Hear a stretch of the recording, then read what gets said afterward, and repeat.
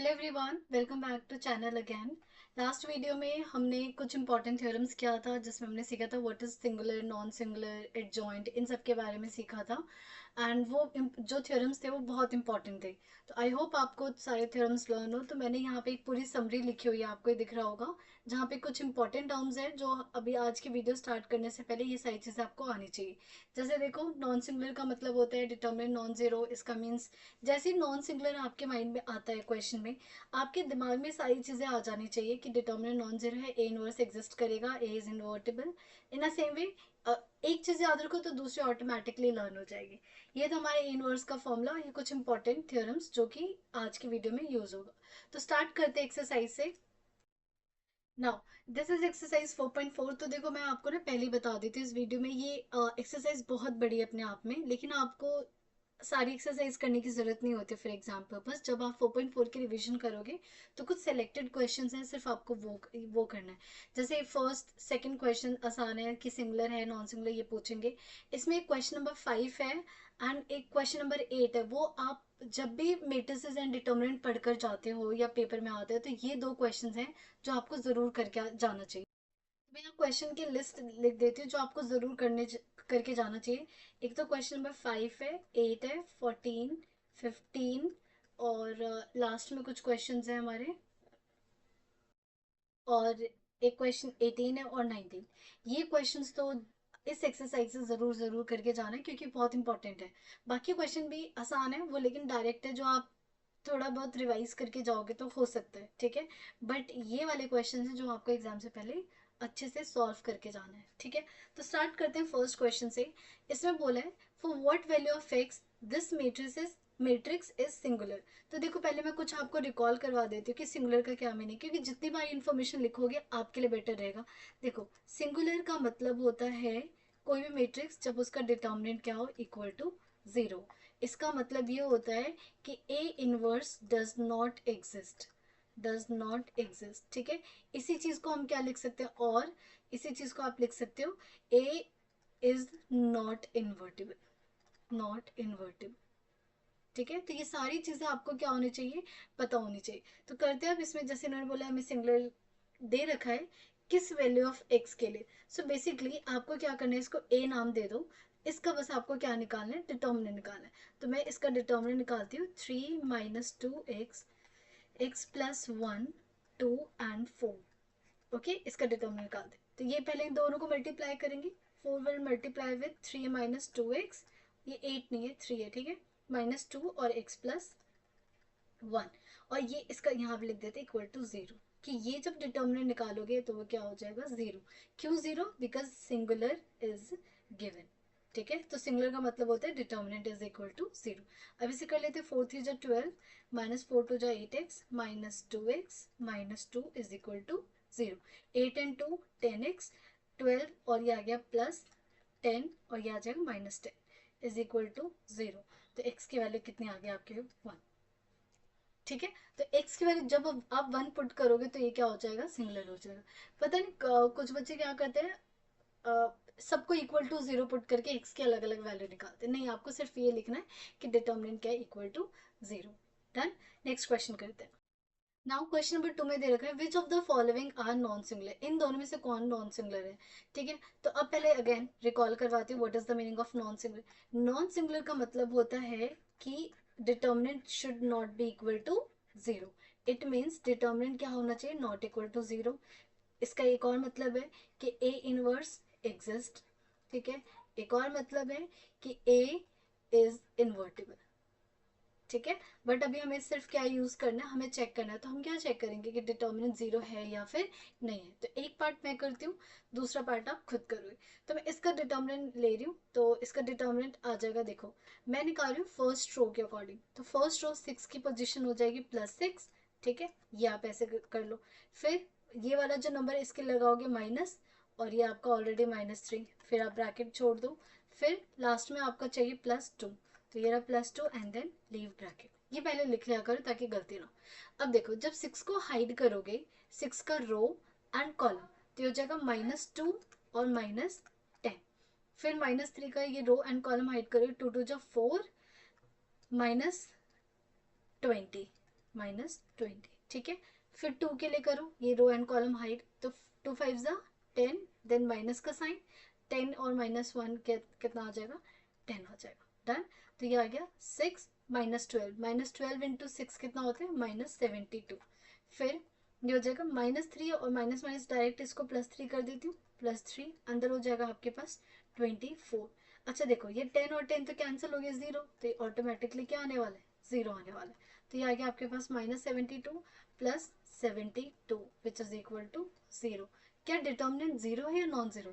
तो आप इसे लेट से मैं इसको ए नाम दे देती हूँ, इस मैट्रिक्स का नाम मैं ए ले लेती हूँ, ठीक है। तो अगर मैं इसको ए नाम दे रही हूँ तो मैं यहाँ लिखूंगी since determinant of A is equal to what, 0। अगर डिटर्मिनेंट ए 0 है तो ये क्या हो जाता है, सिंगुलर, ठीक है। इसका मतलब क्या है, this matrix is not a non singular, तो क्या लिखेंगे, therefore A is not a non singular matrix, ठीक है। सिमिलरली आप इस क्वेश्चन में सेकंड पार्ट में आप चेक करोगे कि डिटर्मिनेंट 0 के इक्वल है या नॉन जीरो, 0 के इक्वल है तो सिंगुलर, नॉन जीरो के इक्वल है तो नॉन सिंगुलर हो जाएगा, ठीक है। ये हो सकता है आपको थोड़ा स्टार्टिंग में कंफ्यूजिंग लगे, लेकिन मेक श्योर कि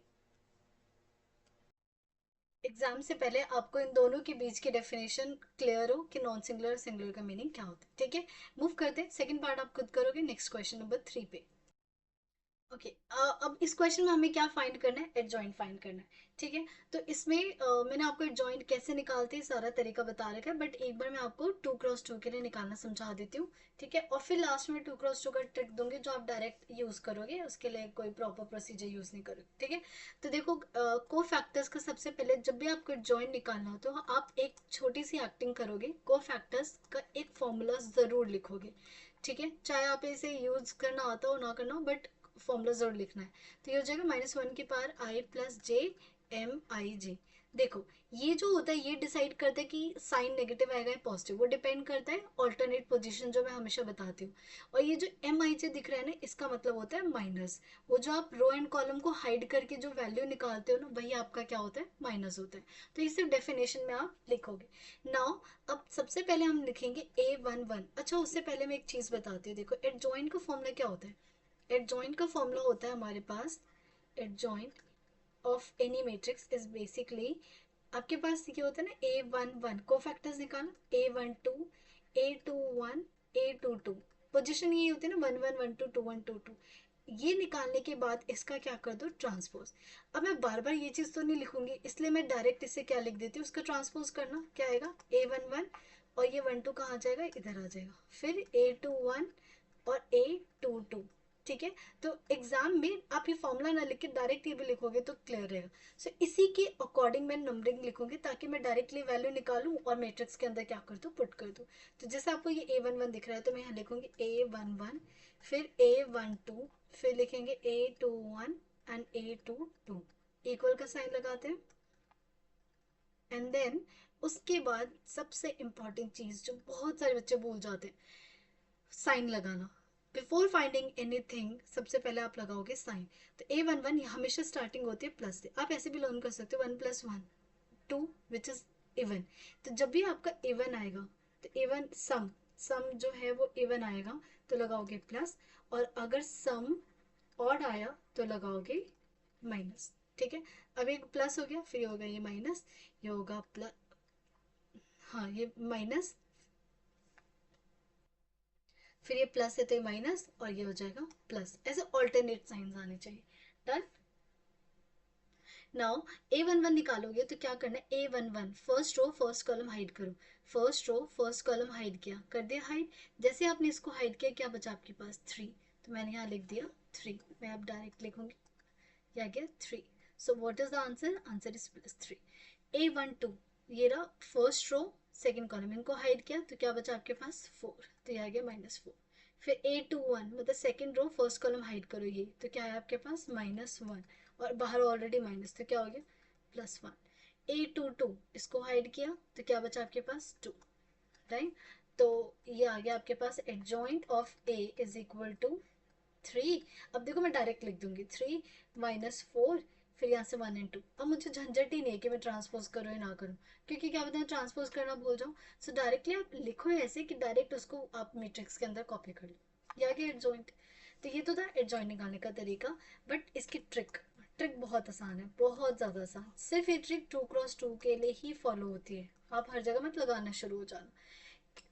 इफ़ यू नोटिस एडजॉइंट ये वाला, देखो क्या 3 और 2 सिर्फ इन्होंने अपनी पोजीशन चेंज किया, एंड 4 और -1 में क्या चेंज हुआ है, सिर्फ माइनस का साइन। सो क्या करना होता है जब ये एडजॉइंट निकालना होता है, सबसे पहले ये वाली जो पोजीशन है ना, ये वाली डायगोनल एलिमेंट्स, इनको क्या कर दो, इंटरचेंज, मतलब इन दोनों को स्वैप कर दो। तो पहले आ गया 3, फिर बाद में आ गया 2। एंड इधर वाले जो एलिमेंट्स हैं जिनका डायगोनल नहीं बोलते, कुछ होता ही नहीं कोई, तो इन्हें क्या करो, माइनस से मल्टीप्लाई। तो -1 को करोगे तो ये हो जाएगा +1, 4 को मल्टीप्लाई करोगे तो -4, बस खत्म। ठीक है। जैसे अब मुझे सेकंड का निकालना है तो मैं डायरेक्ट निकालूंगी, डायरेक्ट निकालते हैं। डायरेक्ट निकालोगे एडजॉइंट, तो देखो क्या करेंगे, इन दोनों को इंटरचेंज, तो ये हो गया -5 और ये हो गया 3। इन दोनों को माइनस से मल्टीप्लाई, तो 0 को किसी से भी करो 0 आएगा, -2 करोगे तो ये आ जाएगा +2। ये आ गया आपका adjoint of other matrix. Done. Now this is question number 4। अच्छा क्वेश्चन है, स्पेशली ये जो आपका फर्स्ट क्वेश्चन है ये तो बहुत अच्छा है, और ये 1 मार्कर में पूछा जाता है फर्स्ट वाला। डन। स्टार्ट करते हैं। इसमें इन्होंने बोला है फॉर व्हाट वैल्यू ऑफ के की किस वैल्यू के लिए दिस हैज नो इनवर्स। अब अगर किसी बच्चे को ये पता ही नहीं कि मैं इन्वर्स को कैसे रिलेट करूं, तो ये उसके लिए प्रॉब्लमैटिक है। बट ऑलवेज रिमेंबर, जब भी डिटर्मिनेंट में इन्वर्स से रिलेटेड क्वेश्चन आता है कि किस वैल्यू के लिए एग्जिस्ट करेगा, किसके लिए एग्जिस्ट नहीं करेगा, इट मीन्स वो आपको इन्वर्स से कहाँ पहुंचाना चाहता है, वो इन्वर्स से पहुंचाना चाहता है, और मैं दूसरा कलर यूज करती हूँ, इन्वर्स से पहुंचाना चाहता है वो डिटर्मिनेंट के पास। ठीक है, डिटर्मिनेंट का कॉन्सेप्ट। डिटर्मिनेंट इट मीन्स वो आपसे पूछना चाहता है सिंगुलर या फिर नॉन सिंगुलर के बारे में, नॉन सिंगुलर के बारे में। अब क्योंकि मैंने पीछे 2-3 क्वेश्चन में रिपीट किया है, अब आप बताओ कौन सा ऐसे केस, सिंगुलर या नॉन सिंगुलर, कौन से केस में इनवर्स एग्जिस्ट नहीं करता। So if you remember singular, तो सिंगुलर का क्या मतलब होता है, सिंगुलर का मतलब होता है, इसका मतलब डिटर्मिनेंट इज 0। डिटर्मिनेंट 0 का मतलब होता है कि inverse does not exist, inverse does not exist. ठीक है, जहां पे मैंने आपको सिखाया था A inverse does not exist, right. तो वो बेसिकली आपसे सिंगुलर के बारे में पूछ रहे हैं। तो ये कब इनवर्स एग्जिस्ट नहीं करेगा, जब ये वाली मैट्रिक्स क्या होगी आपकी नॉन, सॉरी ये वाली मैट्रिक्स कब होगी, जब आपकी सिंगुलर हो जाएगी। इट मीन्स आपका जो ये 2 के 3 और 5 है, इसका डिटर्मिनेंट किसके इक्वल आ जाए, 0 के, राइट। तो अब कर निकालो, 5 2 10, -3 के इज इक्वल टू 0। तो के की वैल्यू कितनी आ गई, 10/3।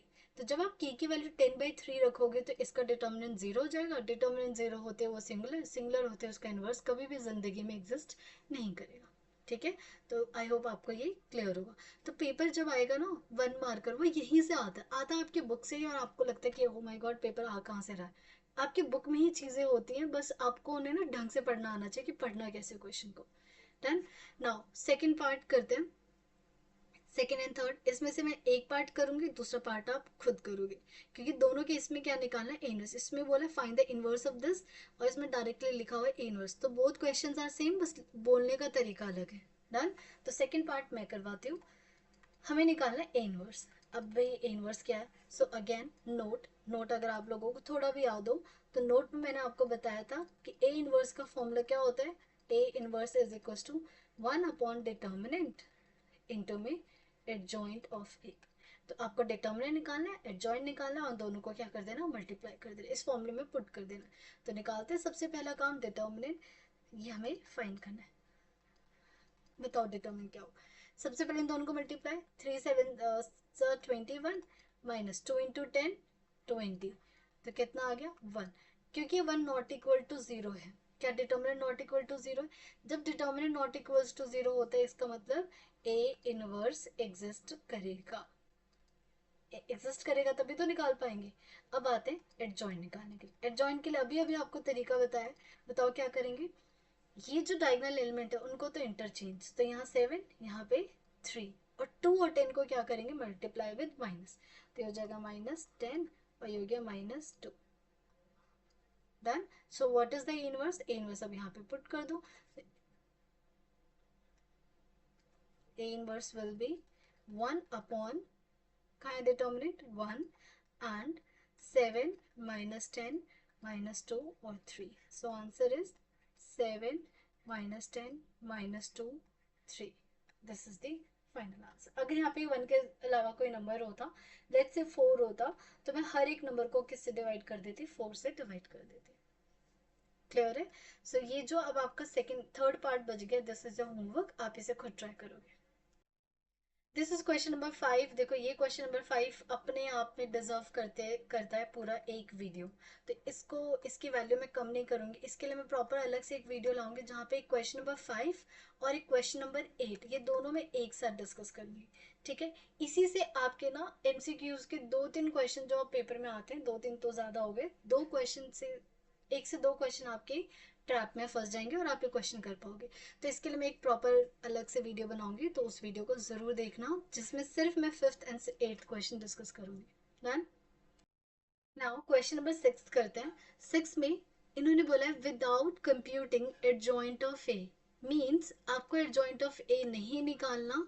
सो ये ध्यान से देख रहे हैं, एडजॉइंट ऑफ ए नहीं निकालना, एंड फिर विदाउट, जब एडजॉइंट ही नहीं निकालोगे तो उसका डिटर्मिनेंट निकाल के बताना है। तो अगर क्वेश्चन में होता है ना कि डायरेक्ट ये फाइंड करो, तब तो आसान था, इसका एडजॉइंट निकालो एंड डिटर्मिनेंट निकाल दो। बट क्वेश्चन ये थोड़ा अलग क्यों बन गया? बिकॉज इन्होंने साफ साफ बोल दिया कि एडजॉइंट निकालने की कोशिश भी मत करना। ठीक है, तो अब क्या करेंगे? कोई बात नहीं, हमारे पास और भी तरीके हैं। वो क्वेश्चन में ना आपसे तभी ऐसी चीजें पूछते हैं जब वो दूसरे ऑप्शंस आपको अवेलेबल करवाते हैं। तो सबसे पहले again I will start with note, क्योंकि 100% आई एम श्योर आप भूल गए होंगे, पक्का भूल गए होंगे। तो पहले नोट से स्टार्ट करती हूँ। जब भी ऐसा क्वेश्चन आए, और स्पेशली देखो ये किसकी बात कर रहा है, ये बात कर रहा है डिटर्मिनेंट ऑफ एडजॉइंट। तो हमें एक फॉर्मूला आना चाहिए। वो फॉर्मूला क्या है? फर्स्ट फॉर्मूला ये कहता है कि जब भी आपको एडजॉइंट का डिटर्मिनेंट चाहिए, आई होप आप इसे रीड कर पा रहे होंगे, ये डिटर्मिनेंट ऑफ एडजॉइंट ये होता है a के डिटर्मिनेंट के power n-1, where what is n is the order of matrix। Okay, हो गया क्वेश्चन। सो आपको क्या निकालना है? ए का डिटर्मिनेंट निकालना है और इस फॉर्मूले में पुट करना है। तो स्टार्ट करते हैं फर्स्ट पार्ट से। फर्स्ट पार्ट आसान है, वो जल्दी हो जाएगा, फिर सेकंड पार्ट करेंगे। फर्स्ट पार्ट में हम इसका डिटर्मिनेंट निकालते हैं। ए का डिटर्मिनेंट कितना आएगा? 4 + 3 विच इज इक्वल टू 7। तो जब आपको एडजॉइंट ऑफ ए का डिटर्मिनेंट निकालना है, तो ये होता है डिटर्मिनेंट ऑफ ए के power n। What is n? के 2 क्रॉस 2 का है, तो इसे मैं एक बार लिख देती हूँ। ये है आपके पास 2 क्रॉस 2 का, और ये है आपके पास 3 क्रॉस 3 ऑर्डर का। डन। सो ये हो जाएगा 2 - 1, because n is 2 over here. तो ये हो जाएगा determinant of a which is equal to 7। So यहाँ से एक चीज ऑब्जर्व करोगे, जब भी 2 क्रॉस 2 की मैट्रिक्स होगी, तो a का और एडजॉइंट ऑफ a का दोनों का डिटर्मिनेंट सेम आएगा। ठीक है? सेकेंड पार्ट इसमें, तो सबसे पहले ए का डिटर्मिनेंट निकालते हैं। यही निकालना मुश्किल है अभी थोड़ा।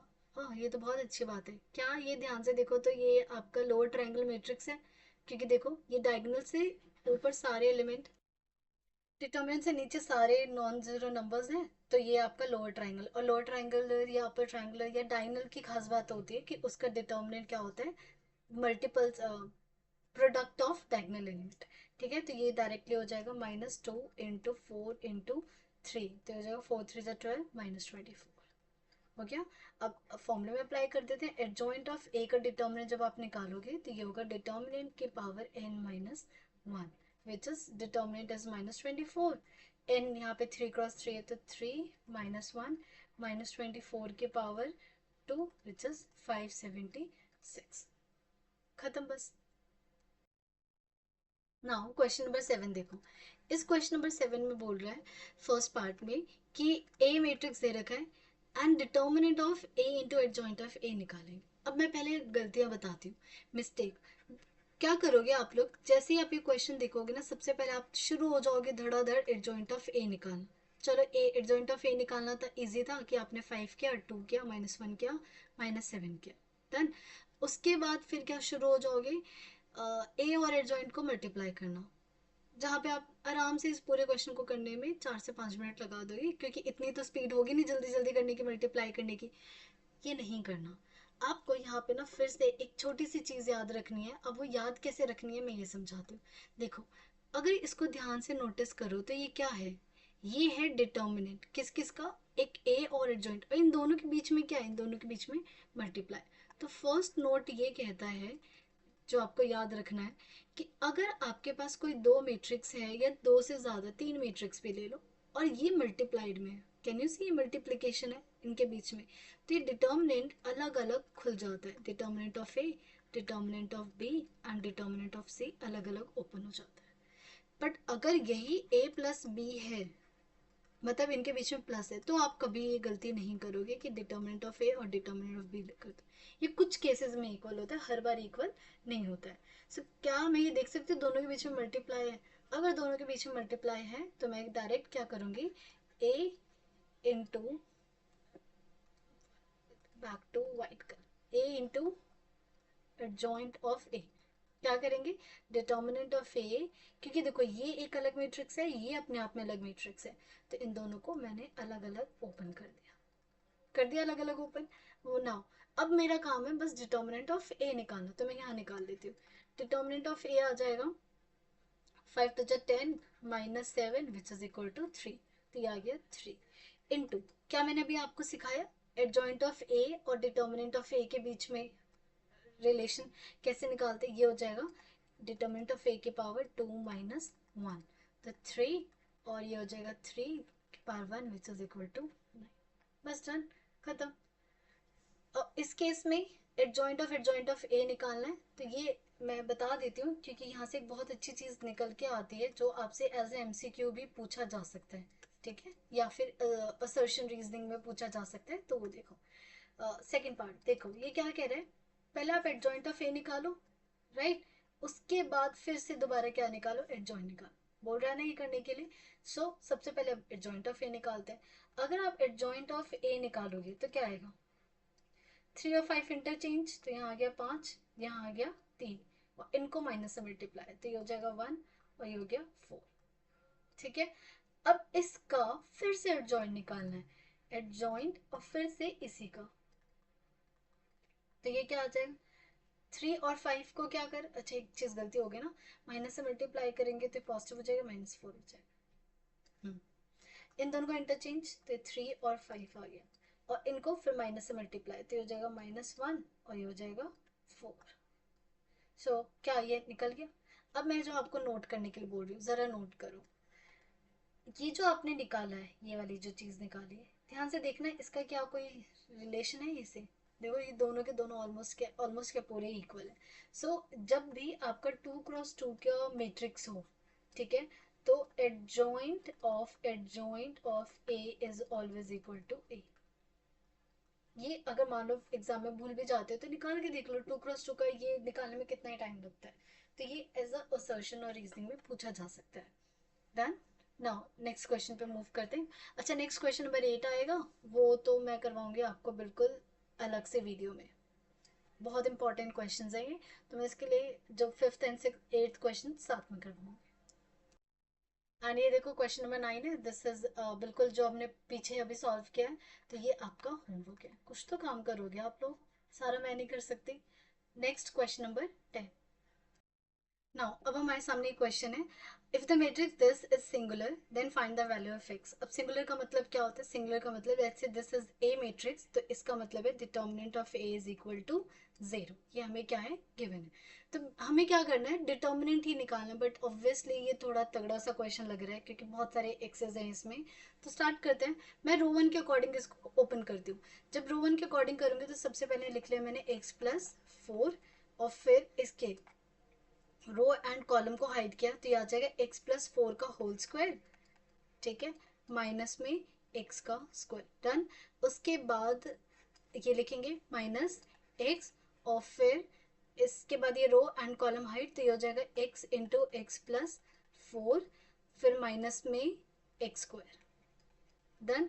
एंड देन उसके बाद हमारे पास है ये +x, और फिर इसके रो एंड कॉलम हाइट, तो ये हो जाएगा x स्क्वायर और मैं इसको डायरेक्ट मल्टीप्लाई कर देती हूँ, तो ये हो जाएगा -x² माइनस 4x एंड ये इक्वल टू 0 है।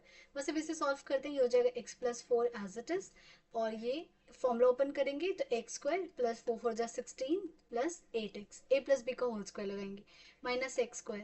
ठीक है, यहाँ हो जाएगा -x, ये हो गया आपके पास x² plus 4x minus x², ये हो जाएगा आपके पास, देखो ये वाला x² ये वाला x² कैंसिल। अब इस x को जब अंदर मल्टीप्लाई करोगे तो ये हो जाएगा आपके पास -4x² इज इक्वल टू 0। अब देखते हैं क्या क्या चीज़ें कैंसिल हो रही है, ये x² और ये x² कैंसिल, ये वाला x² ये वाला x² कैंसिल, तो क्या बचा हमारे पास x+4 और यहाँ से बचा 8x+16, यहाँ से बचा आपके पास, देखो ये x इससे मल्टीप्लाई होगा तो -4x² इज इक्वल टू 0। अब इसे मल्टीप्लाई करते हैं, तो ये हो जाएगा आपके पास 8x², फिर हो जाएगा +16x प्लस 8×4=32x, फिर +16×4=64 -8x² इज इक्वल टू 0।